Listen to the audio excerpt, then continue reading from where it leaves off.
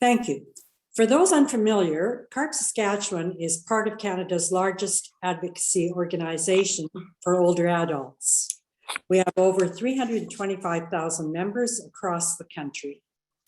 As a nonprofit, nonpartisan association, we work to uphold the rights and improve the lives of Canadians as we age.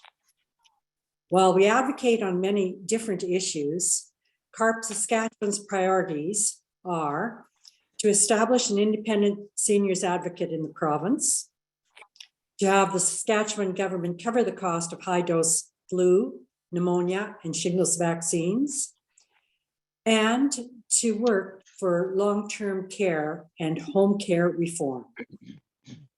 Just a few reminders before we get going here. The session is being recorded. We ask that you place your microphones on mute. And please hold your questions until the end of the presentation. You may then type them into the chat function or raise your virtual hand. Kathleen will host the question and answer period. Today, we're fortunate to have with us Dr. Ken Stacku as our guest. Dr. Stacku retired in 2019 after an outstanding medical career in which he earned the fellowship in the College of Family Physicians of Canada, received certification in palliative medicine, served as a diplomat in palliative medicine for the USA, and served as the Saskatoon Health Region Medical Director and Palliative Care Department Head. Dr. Stacku and his wife Elaine have 3 daughters and 5 grandchildren. They live in Saskatoon and spend winters in Palm Springs. They enjoy golfing, lake and desert life, and especially time spent with family. Welcome, Dr. Stacku, and thank you for taking time to be our special guest today. For the next 40 minutes or so, we invite you to tell us about advanced care directives, palliative care, hospice care, and related topics. Dr. Stacku. Thanks, Colette. Thanks for that kind intro. After that intro, I hope you don't build your hopes up too high. I'm sure when you tell your kids or your grandkids that you spent your morning coffee listening to a talk about death and dying, they're going to say, you did what? You got to get a life. Anyway, so grab yourself some Lake Whitener for your coffee and away we go. So death and dying, not exactly a topic for morning coffee, but like birth and I guess taxes, it's a reality of life.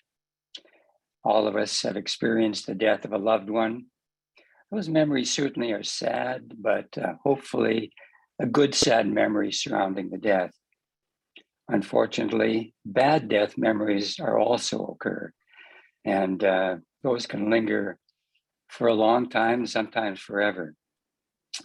So I guess if we had a theme for today, it would be a good death. We'll talk about the death experience, and perhaps we can all change that experience for the better. Some of you may be living with a serious life-threatening illness, and this talk may start getting a bit personal, and we certainly acknowledge that. Today, as the program outlines, we'll talk about palliative care, the what, when, why, who, how, where. Again, in keeping with a good death, advanced care planning is important. And I hope at the end of today's session, we all should be at least thinking about it. I'm sure some of you are well ahead of the curve and have already done something active about it. And finally, based on experience, whenever I've talked about palliative care previously, MAID, medical assistance in dying, or euthanasia, kind of the elephant in the room usually crops up. And if there's an interest, we can certainly talk a little bit about that at the end. So let's get going. I want to begin with a quote. I guess every talk should probably do that. This is from a philosopher and ethicist in the US. His name is Daniel Callahan.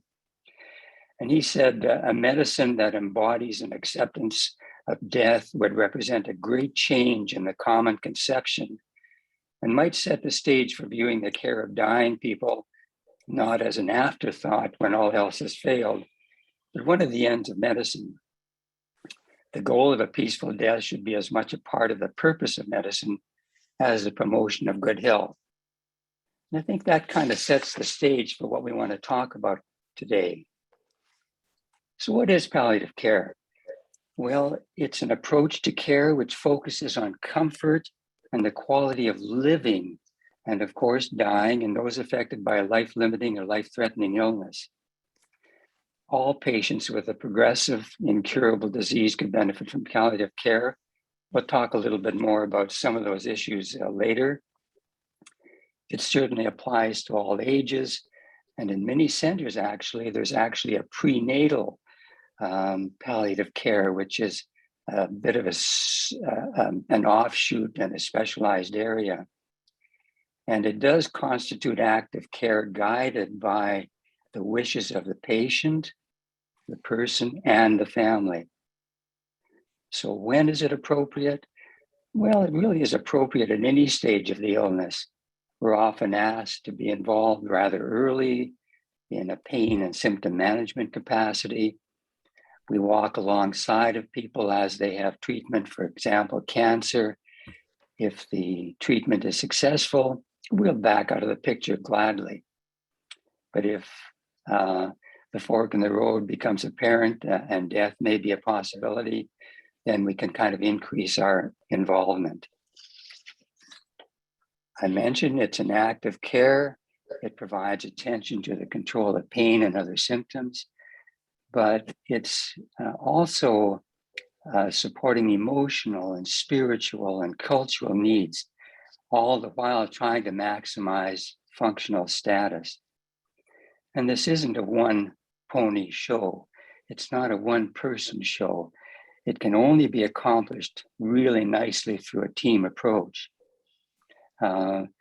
Healthcare professionals, doctors, nurses, pharmacists. I've been fortunate to work with music therapists and art therapists. Faith community is obviously very important.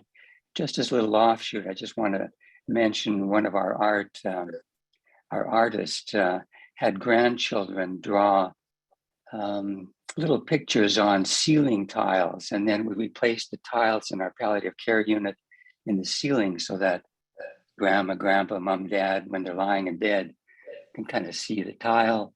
And of course, after death, the grandchild takes that tile home as a lasting memory. Just a little offshoot to try to improve the death experience a bit. And I would be remiss if I didn't acknowledge the tremendous support of volunteers. The system and palliative care in general would not run without volunteers. And I guess if I were to make a suggestion to all of you and all of us as we retire, if we're looking to kind of do something in our retirement, volunteering in palliative care can be a very rewarding experience. You don't need any special talents. There's a little bit of an orientation program to the do's and don'ts of what volunteerism is all about, but it can be very rewarding. You probably, those of you in Saskatoon and perhaps Regina, we have a Prairie Hospice Society in Saskatoon that basically is run by volunteers and is a tremendous support for those people in the Saskatoon area needing palliative care. So the origins of palliative care date back to the 1600s in France, and hospice actually in those days was basically providing a place for travelers. In 1905, the Irish Sisters of Charity founded St. Joseph's Hospice in London, and Dame Cicely Saunders, who became Dr. Cicely Saunders, was instrumental in kind of getting the modern palliative and hospice movement going. In Canada, there's a surgeon named Dr. Belfort Mount in Montreal who established a palliative care ward in the Royal Victoria Hospital in 1974. About the same time that a palliative care ward in St. Boniface Hospital in Winnipeg was established. And since 1974, it really has spread throughout all the provinces, and it's really spread worldwide. So palliative care has finally become not exactly mainstream yet, but getting there. As I talked about a little earlier, palliative care really provides support mainly to palliative to cancer patients. About 80% of our endeavors are directed towards cancer patients, but other diseases, kidney, heart, lung, neurological, ALS or Lou Gehrig's disease, strokes, all are areas that palliative care becomes involved in. Some of those services that we get involved in, of course, are pain and symptom management. We talked about the tremendous support in the psychosocial and spiritual aspects.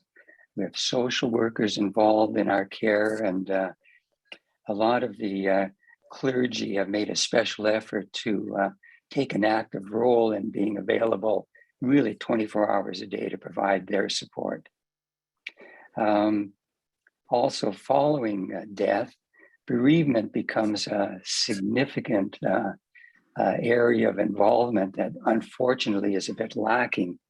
When the loved one dies, often it's a single spouse. You know, our families are becoming fairly nuclear, only one or two members rather than 12 or 13 or 14 or 15 like they used to be. And so the single spouse needs a lot of support in the bereavement area. And I wish that could be ramped up a little bit more. We also get involved in education. In my particular area, it's of course to doctors and nurses. And I've tried to devote a lot of time trying to be sure that the young doctors and nurses are trained so that if and when I need palliative care, they bloody well better be well trained to do it. There are some funded programs, and again, I'm talking a little bit about Saskatchewan. I don't know if anybody's joining us from other provinces, but it's unfortunate you have to be dying to actually access some of these funded programs because they make good sense. For example, there's a palliative drug program so that the upfront dispensing fee is waived. Also, laxatives and a lot of the other things that are required in palliative care are provided free. There's a palliative supply program for incontinence products and a few specialized areas like that are provided. Oxygen is provided free. And actually, even in long-term care, a lot of the long-term care fees can be waived in the palliative care program. So I'll just talk a little bit about the settings again in Saskatoon, Regina, and in the rural areas. I think all of this applies to other provinces too. And maybe at this point, I'll talk a little bit about hospice versus palliative care because part of the introduction was to talk a little bit about hospice versus palliative care. And quite honestly, they really are almost synonymous. Whenever people speak about hospice, it just seems that it's palliative care used as the common lingo. In reality, in Canada, hospice really refers to a freestanding building where palliative care is provided. In the United States, hospice is sort of a billing area. There's Medicare, Medicaid, and then those that qualify for palliative care get funded under a hospice program. So there's the kind of the subtle differences between hospice and palliative care, but in reality, hospice and palliative care are the same thing. In Saskatoon, we have a 12-bed palliative care unit at St. Paul's Hospital. This is really an acute care area for people requiring rather significant pain or symptom management, or just cannot continue to manage at home with a single or a sole care provider that often tires out, and then there's no place else to go. Access into that unit usually is through your family doc or a care provider. We recently opened a 15-bed Glengarda hospice in Saskatoon. This has been a valuable adjunct for kind of less acute palliative care, and it's provided a great asset to the whole palliative care program in the Saskatoon area. In Regina, there's a similar 10-bed palliative care unit at Pasqua Hospital, and then a William Booth hospice attached to one of the long-term care facilities. In Saskatoon and Regina, palliative care is also provided in the other hospitals. In Saskatoon, at City and RUH. And then in the long-term care community, there's a consultation team that goes out there. So wherever you are, hopefully you can access palliative care, at least in the urban centers. And then, of course, there's a tremendous palliative home care program, again, in the urban areas of Saskatoon and Regina. It's well run, and it provides support at any one time to between 200 or 300 people in the Saskatoon city. And I'm sure it's the same in Regina, and again, throughout the provinces in Canada and the other cities in the system. I'm sure it's the same. Once you get into the rural areas, things become a little bit more spread out and a little bit more iffy. We do have nurse coordinators out in the rural areas, and they try to get the programs running. But in reality, there often are some difficulties in continuing palliative care in rural areas. And I guess if I were to challenge some of you to take up a champion role, if you live in rural areas, and perhaps try to ensure and advocate for a good palliative care system in the rural areas. Because as I say, sometimes trying to access palliative care in those rural areas is a bit wanting. Most of the time you can access palliative care in the cities through nurses. You can access the palliative home care program just by phoning home care. In the rural areas, I suspect it's your family doc or a nurse that would provide you access into it. I know that a lot of the rural areas where there are healthcare buildings still present, some have hospitals. A lot of the rural areas have provided palliative care suites. Outlook is an example, and I don't know if there's anybody here from Outlook, but they have a really beautiful palliative care suite where families can spend the nights in an adjacent room, and it really is a nice setting for a palliative care and a peaceful death. So we know that as patients enter this phase of life, they really want a few things. One of them is adequate pain and symptom management. That's kind of a given. Avoiding inappropriate prolongation of dying is generally one that's voiced. Achieving a sense of control, and along with that sense of control, not being a burden on families. And of course, all people that are entering this phase of life want to strengthen the relationship with loved ones. So there are a few issues and barriers, as we've talked about a little bit with the palliative care program. We mentioned a little bit about the rural areas in Canada.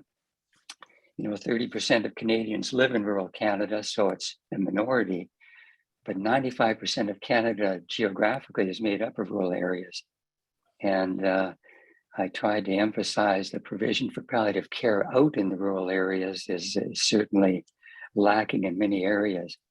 That needs to be upgraded because patients want to spend time in the community. They want to spend time in their home. And yet when support services aren't available, those wants and desires often can't be met. Education is instrumental in enhancing the whole palliative care experience. And again, while it gradually is being incorporated, for example, in medicine, it still is leaving a lot to be desired. And so we need to ramp that up a bit too. And again, as I talked about in the initial quote, some of the barriers to effective and peaceful end of life is this mistaken belief that, you're dying, there's nothing more we can offer you.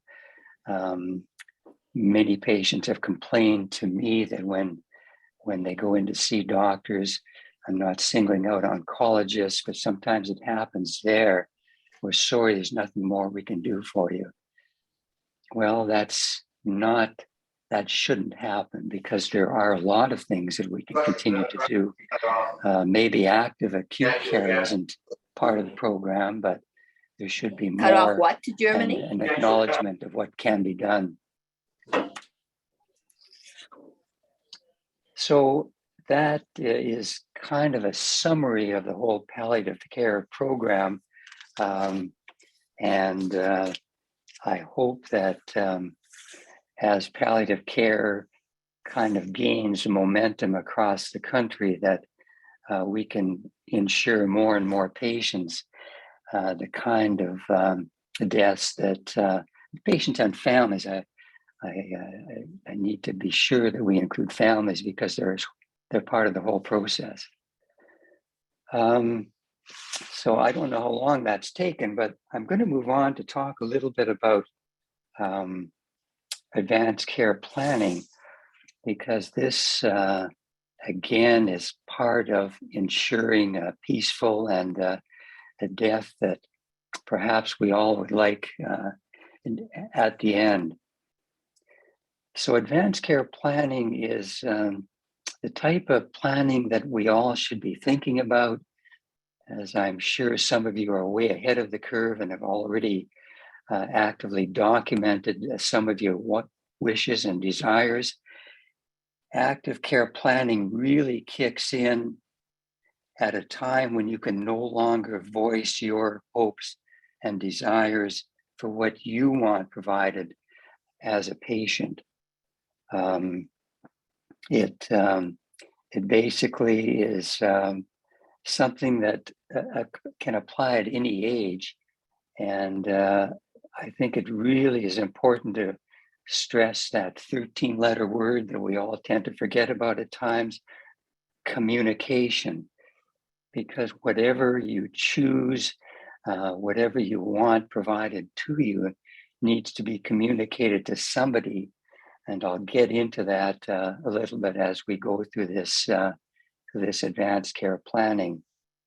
It is at times some of the things we need to be thinking about are things like resuscitation. Those are kind of a no-brainer. And I think whenever we talk about advanced care planning, advanced care directives, resuscitation immediately springs to mind. But it is a bit more than just that. And we'll talk about that again in a minute or two. It really can involve many areas, including the use of ventilators, artificial nutrition like tube feeding, artificial hydration, and of course, a big desire for most people near the end of life is comfort care. It's difficult in an advanced care plan to be too specific about what you want, because life and things and changes. And so you need to be prepared to change your requests at times. And again, communication is a big part of that. A lot of the advanced care plans and directives that we see will involve kind of generic things like, if life will no longer be the kind of life I want, please don't resuscitate. I don't want to be kept alive. I just want comfort care if there's no hope for a comfortable life. And so those are kind of things that can be incorporated into an advanced care plan. Now, that's the overall rubric of advanced care planning. In Saskatchewan, it really becomes an advanced care directive. This is a document that is usually signed and witnessed, and it becomes the law when you can't speak for your own wishes and desires near the end of life. And it is very, very important that somewhere along the line you indicate what you want, what you want. So this directive that I'm talking about can be of two types. And I'm talking about Saskatchewan, but I'm sure this applies to other provinces also, to those who are living in other provinces. So this directive can be kind of like a living will. It's not designating anyone specifically to speak on your behalf. It basically is a wish for what you want provided to you at the end of life. It's more of a directive to the physicians and nurses and the care providers. And as a palliative care doc, this has been helpful. Unfortunately, it's also led to some conflicts when, perhaps a child comes flying in and says, we got to do everything for grandpa. We got to do everything to keep him alive. When grandpa has already spelled out that he doesn't want anything like that done. So we never try to start World War III there. There's always some give and take, but that advanced care directive in a general way certainly provides us and the families guidance in terms of what should be provided. The second type, and the type that I think we all should be probably advocating for, is to designate a provider, a proxy for your healthcare decision. It usually is a family member or members. It can be healthcare providers of other sorts, but that's designating someone to act on your behalf when you can't act and request on your own. There's kind of two types of these proxies. There's some legal things associated with them. For example, they have to be 18 years of age or older. You want to be sure that they listen to you and will advocate on your behalf. You can list as many as you want, and you can actually have them act jointly. In other words, all of them need to reach a consensus to advance your care, or they can be in succession. So the first person will be asked to make a decision on your behalf. If he feels uncomfortable, then it moves on to the second person. That can become a bit cumbersome, but it certainly can work. But the appointing of that substitute decision maker or your proxy for healthcare decisions is a really important one. As I say, I'm sure a lot of you have already taken that leap forward and have already written that out. If you haven't, you should be thinking about it. I think if you talk to or consult your health authorities in your area, they all have advanced care planning, advanced care directives, whatever they're called in your area. They have a lot of information about them. There are all sorts of forms that you can pick up. In Saskatoon, I know they're available at virtually every hospital and with the regional authority now. And I'm sure in other cities and villages and towns, there are a lot of these forms available. It's interesting, and I want to just mention what happens in Saskatchewan. Under the Healthcare Directives and Substitute Healthcare Decision Makers Act of 2015, kind of a cumbersome act. But if you have not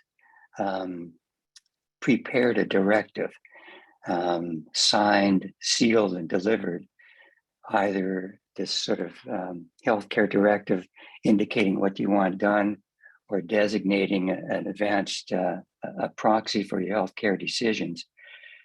The Act provides for a scheme of decision makers, and this is kind of a hierarchy of who makes the decision. So the first one on the list is a spouse, or a person with whom you've had cohabitation for a significant period of time. So if you haven't declared a proxy for healthcare decision, and you get to the stage where you cannot declare what you want, your spouse makes the decision on your behalf. Now, if you're separated but not divorced, that spouse still is your decision maker by law. If the separation was an amicable one, perhaps that decision she or he makes on your behalf is going to be okay. If the split was a little less amicable, well, you can see what rabbit hole that might go into. So again, just for the sake of clarity, it is important, I think, to prepare your advanced care directive. The hierarchy then proceeds down the way to an adult son or daughter, a parent or legal custodian, the adult brother or sister, and so on. And it's spelled out in the Act. So if I'm a healthcare provider, and I'm sure there are other perhaps doctors and nurses out there, preparing and having a healthcare directive to guide us in the care that you want is really important. Trying to chase down a spouse that lives in Hong Kong when you're in Saskatoon or Regina to see what decision they might make on your behalf is really a cumbersome process. Many times we just can't find them, and then it becomes really awkward. Healthcare providers like doctors can make decisions if there are no family members around. But again, you need 2 or 3 doctors to kind of make that decision. And delays like that are really frustrating for everyone. So again, in keeping with the theme of a good death, thinking a little bit about what you want in advance can make it the whole process a very smooth one. Again, talking a little bit about what you put in your advanced care directive regarding your goals of treatment. We talked a little bit about some of the specifics, but the generalities, I think, are the important things.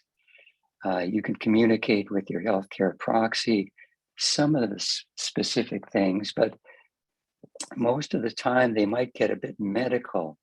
And so your healthcare proxy is probably going to turn to whoever is providing the care to provide some guidance in what they may mean.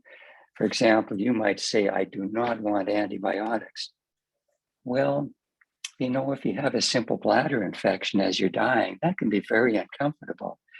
So not wanting an antibiotic maybe doesn't make too much sense all the time. And that's where your proxy can talk over with the doctor, and perhaps, some of these things can be amended a little bit, not to change the complexion of the healthcare directive, but to provide for more comfort care. We talked a little bit about the whole process of do not resuscitate. I don't want to be kept alive if there's no hope for a meaningful life at the end of all of this. Those are kind of things that are important to designate in your healthcare directive and advanced care directive. Once again, I'll leave this topic just sort of wide open like that. For more information, I think you should be contacting your health region to get the specifics of what's available. And from province to province, the terminology changes a little bit. So you need to be kind of tuned in to what's available and what's legal in your province.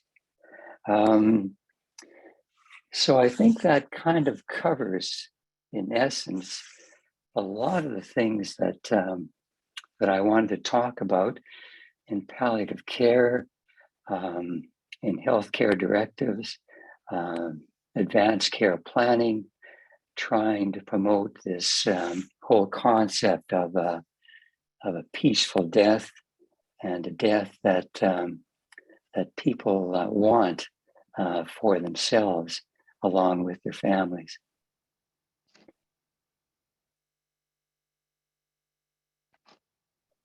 Now, I'm prepared to go on and talk about euthanasia and physician suicide, but Colette, I'll let you kind of come in.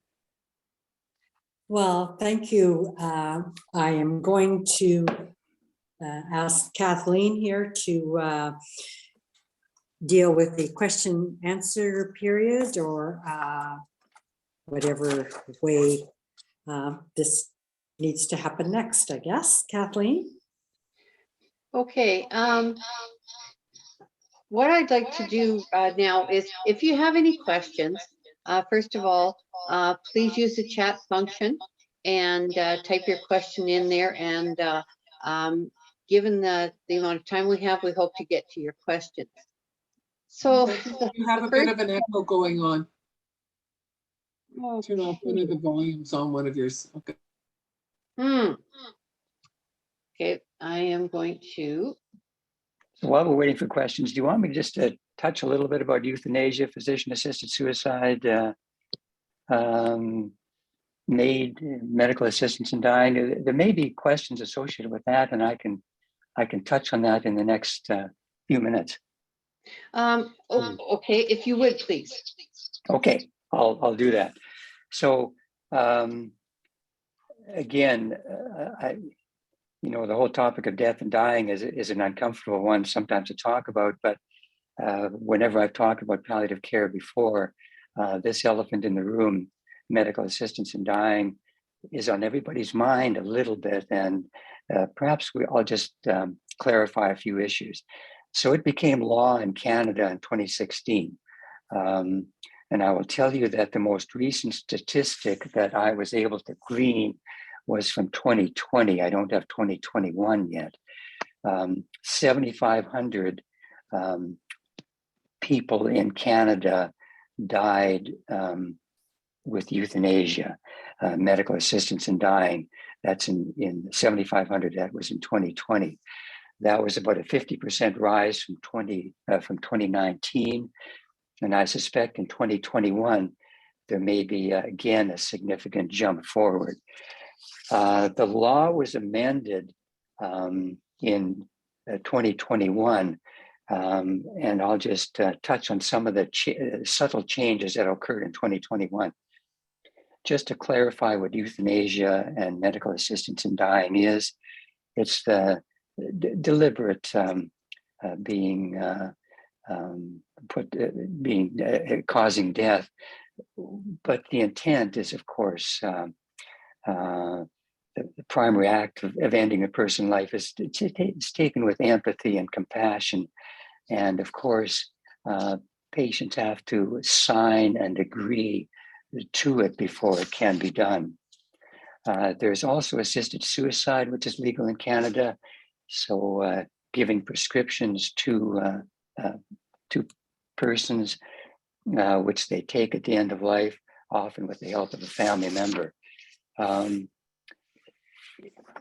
In 2016, you had to be facing imminent death. You also had to sign indicating that you wanted medical assistance in dying. There was a mandatory 10-day waiting period, which could be waived if there was the possibility that you would lose the ability to sign for euthanasia in the 10 days. Then you had to sign at the time of the death, of the medical assisted death. That was changed in 2021, so that death is no longer has to be imminent. It has to be foreseeable, but it can be quite a ways down the road. For example, somebody with ALS, Lou Gehrig's disease, death may occur sometime down the road. It is going to occur, but that allows patients to request MAID earlier in the course of that disease than having to wait for the last 10 days. And the patients, the persons don't have to actually sign at the time of the medical assistant in dying. That part has been waived. There is a 90-day waiting period for this foreseeable future of death. So you declare your intent to request medical assistance in dying, then there's a 90-day waiting period. Now, again, that 90-day waiting period can be waived if there's a possibility that you might lose the capacity to still request that death in that time period. You can refuse, you can change your mind at any time. Having signed for it doesn't mean it's an automatic, it will automatically proceed. The other thing that's happened in 2021, mental diseases in 2 years, in 2023, mental diseases could be a reason for requesting MAID, but they wanted to have this kind of period of time to talk about that more and maybe help to clarify some of those causes for requesting MAID from the mental illness point of view. So the sunset clause is going to be become valid at March 17th of 2023. So I think that's kind of sums up the whole medical assistance in dying. Again, there may be some further questions, and this isn't my area of expertise. I haven't been really involved with it. I know that it's available in virtually all the communities, certainly in Saskatchewan, and I'm sure across Canada it is available. But maybe I'll just leave it there for now. Okay, thank you. I've got a couple of questions here. Is there an online or in-person training material for people who have a family member in palliative care, like something that will help guiding people to manage the circumstances, like program availability or resources? Yes, there is. And I'm going to, there's a great palliative care web area based out of Winnipeg. Somebody might be able to help me out here. And it's the Virtual Hospice out of Winnipeg. I think if you just key in Virtual Hospice in your web browser, it will probably direct you to the Winnipeg site. Really is excellent. Answers questions. They actually have, if you have questions, I mean, there'll be answers to your questions, kind of a question and answer scenario, but they actually have doctors that will answer your questions too. So it's very valuable. In Saskatchewan, there's a hotline which can also answer your questions. So again, contact those areas through the regional health authority. A very, very good question, and I'm glad you asked that. Great. In Alberta, this note was also sent. In Alberta, there is a green sleeve that contains all the information for medical personnel that goes with a patient. Is there something similar in Saskatchewan? I don't know what the green sleeve is.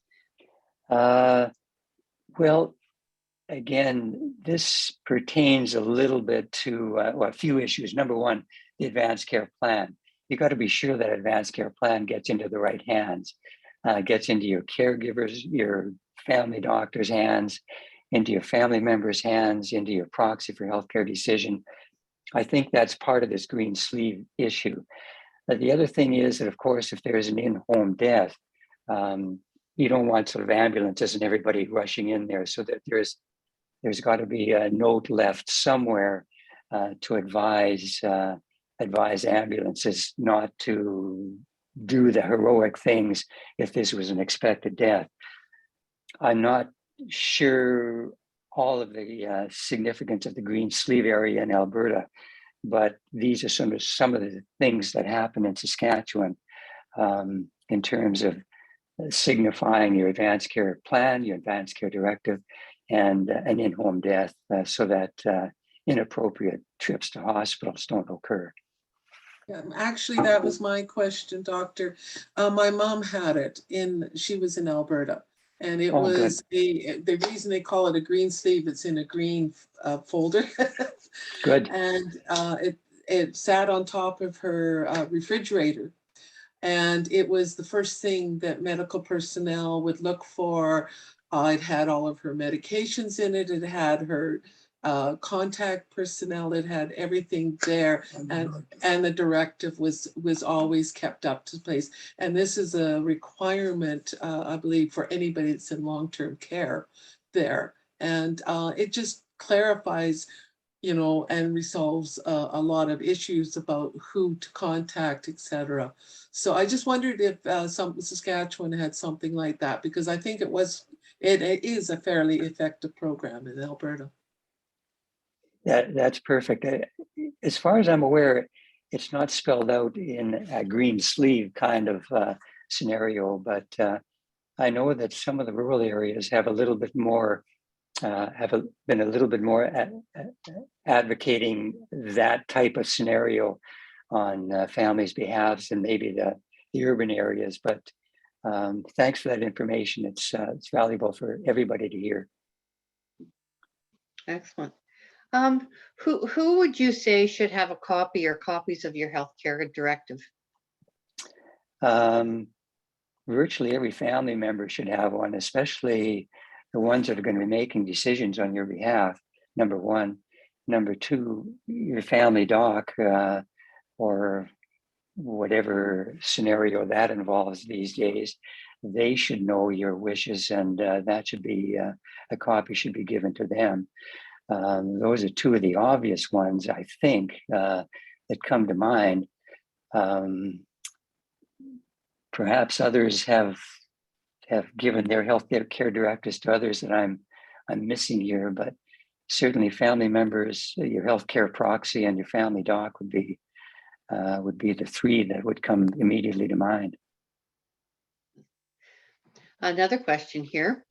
How does dementia fit into the picture regarding end of life request? So is this going to fall into that category that will come into effect next year in March?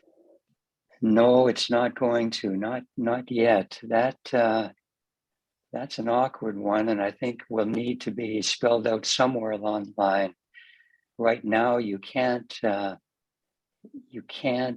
request made that way. You have to actually sign for it and be able to sign for it in a cognitive way throughout the process. There's no ability to advance care plan that. That will change somewhere along the line, but it hasn't changed yet. And stay tuned. Okay, I have another question. What if the presiding doctor doesn't support your desire for palliative care and your quest to access palliative care? Ouch. Yeah, that's an awkward one. I think most would, but it's possible they might not. I know that if doctors kind of don't agree, I'm sensing that you're a family member advocating on behalf of your loved one, or the loved one is wanting palliative care. I think if it gets to the stage where you've just lost confidence in your family doc, it's time perhaps to be thinking about moving to a different one, which is easy to say in an urban area in Saskatoon. It's easy to get another doctor, but if you're in rural Saskatchewan, let's take where only maybe one or two other doctors are present, requesting another doctor is often a difficult situation. So, I sympathize with that issue. There's no easy answer to it. Try to talk some sense into the doctor. Advocate for perhaps changing doctors if you can. Beyond that, you may be getting into some issues. I guess you can always pursue the legal avenue and try to get that going. But again, that's a bit of a cumbersome, awkward process, and you hope it never gets to that stage. Is it commonplace for people to be able to access palliative care at home? It certainly is in the urban areas. I'm speaking for Saskatoon and Regina. They have a tremendous community support programs, and palliative care at home is just kind of a no-brainer for Saskatoon and Regina. I know in Yorkton, they have a tremendous palliative care home care support system. I can't speak on behalf of other centers. I'm sure that Prince Albert also has one because I know a few of the palliative care docs there. When you get into the rural areas, it becomes incumbent on a nurse who probably is trained, but the difficulty is that that nurse may not just be solely a palliative care nurse. She may be the diabetic educator. She may be a whole bunch of things that she's saddled with. And so getting into the home may be a bit more difficult in the rural areas. But certainly in the urban areas, palliative home care support is excellent. Again, I guess if I were to throw a little bit of an advocacy role on your behalf, if you live in a rural area and you're sensing that palliative care needs a little bit of up-tooling, maybe you could kind of speak to the authorities a little bit and see what you can do. It's been a bit unfortunate over my scenario in palliative care. We've seen palliative care in the rural areas kind of ramp up. And then when finances got a little tight, it ramped down again, where nurses were pulled away from being the sole palliative care nurse to having a whole bunch of other responsibilities added in. And it dilutes the process and takes away from often their first love was palliative care. But the reality of the situation meant that their roles were kind of diluted a little bit. Let's see. Another question of how can it seems to incomplete question, but how can the model of the Outlook Palliative Care Suites, how could we get more of those in locations around Saskatchewan? I know they have one in Port Coquitlam as well. Good. Is there something that we as the public can do, or families, to get more of these in the rural area? Well, I'll speak about the Glengarda hospice situation in Saskatoon. When we went asking for funds to build a hospice, honestly, there was an outpouring of funds. And so funding, that'll be your number one, kind of your number one goal, to kind of secure the funding for it. Number two, to secure a place for it. You need somebody to lead the brigade, so to speak. But I think once you do that, I think you'd be surprised how much support there is for that concept of a palliative care suite, because they're so important. I talk a little bit about the nuclear family now of one or two people, often just a sole daughter or son. They can't continue to provide the kind of care needs that palliative patients require. And so the ability to move that person into a suite in a rural area is really important. And so when you kind of maybe emphasize some of these kind of scenarios that may occur, I think you're going to get a lot of community support for providing those kind of suites. You might contact Outlook to see how they did it, or Fort Capel to see how they did it. My sense is, though, that if you can just get somebody to kind of light the torch, a lot of people will follow. Excellent. Okay, another question. Can your proxy override your healthcare directive?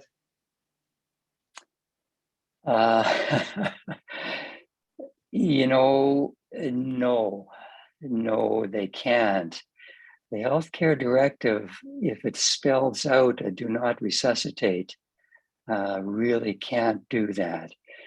Now, I think that usually cooler heads will prevail, and there likely can be a middle of the road approach so that, the guns aren't drawn.